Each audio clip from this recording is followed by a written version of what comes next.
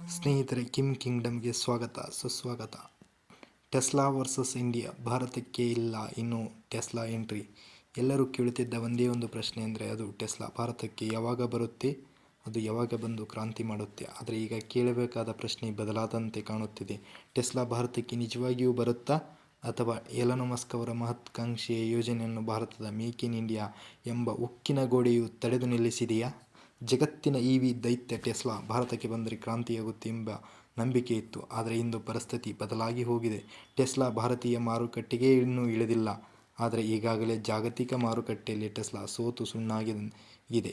ಯಾಕೆ ಗೊತ್ತಾ? ಭಾರತದ ಮಾರುಕಟ್ಟೆ ಈಗ ಕೇವಲ ಕೊಳ್ಳುವ ಮಾರುಕಟ್ಟೆಯಾಗಿ ಉಳಿದಿಲ್ಲ, ಇದು ನಿರ್ಮಿಸುವ ಮಾರುಕಟ್ಟೆಯಾಗಿ ಬೆಳೆದು ನಿಂತಿದೆ. ಟೆಸ್ಲಾ ಈಗ ಸೇಫೆಸ್ಟ್ ಜಾಗ ಹುಡುಕದಂತೆ ಕಾಣುತ್ತಿದೆ. ಕಾರಣ ಇಷ್ಟೇ: ಚೀನಾ ಮತ್ತು ಯುರೋಪಿನಲ್ಲಿ ಸಾವಿರಾರು ಟೆಸ್ಲಾಗಳು ಕಾರುಗಳು ಮಾರಾಟವಾಗದೆ ಧೂಳು ಹಿಡಿದು ನಿಂತಿವೆ. ಲಾಭಾಂಶ ಕುಸಿಯುತ್ತಿದೆ, ಸ್ಪರ್ಧೆ ಹೆಚ್ಚುತ್ತಿದೆ.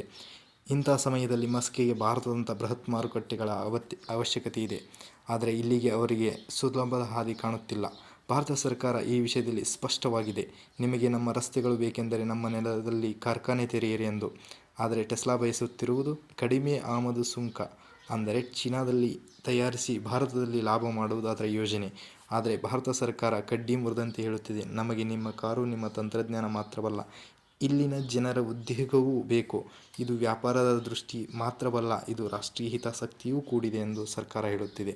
ಇನ್ನೂ ವಿಶೇಷವಾಗಿ ನೋಡುವುದಾದರೆ, ಭಾರತವು ಈಗ ಟೆಸ್ಲಾಗಾಗಿ ಕೈ ಕಟ್ಟಿ ಕುಳಿತಿಲ್ಲ.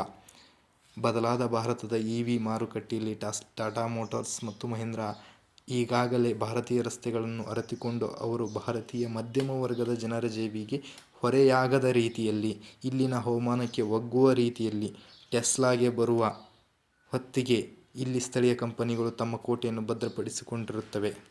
ಇನ್ನು ಅಂತಿಮವಾಗಿ ನೋಡುವುದಾದರೆ, ಟೆಸ್ಲಾಗೆ ಭಾರತವು ಬೇಕು, ಆದರೆ ಭಾರತಕ್ಕೆ ಟೆಸ್ಲಾ ಅನಿವಾರ್ಯವಲ್ಲ. ಎಲನ್ ಮಸ್ಕ್ ಅವರು ಭಾರತದ ಕಟ್ಟುನಿಟ್ಟಿನ ನಿಯಮಗಳಿಗೆ ಬಾಗುತ್ತಾರೋ, ಅಥವಾ ಭಾರತದ ಇವಿ ಕನಸು ಟೆಸ್ಲಾ ಇಲ್ಲದೆಯೇ ನನಸಾಗುತ್ತದೆ ಎಂಬುದನ್ನು ಕಾದು ನೋಡಬೇಕಾಗಿದೆ. ಸದ್ಯಕ್ಕಂತೂ ಟೆಸ್ಲಾದ ಇಂಡಿಯಾ ಎಂಟ್ರಿ ಇನ್ನೂ ರೆಡ್ ಸಿಗ್ನಲ್ಲೇ ನಿಂತಿದೆ.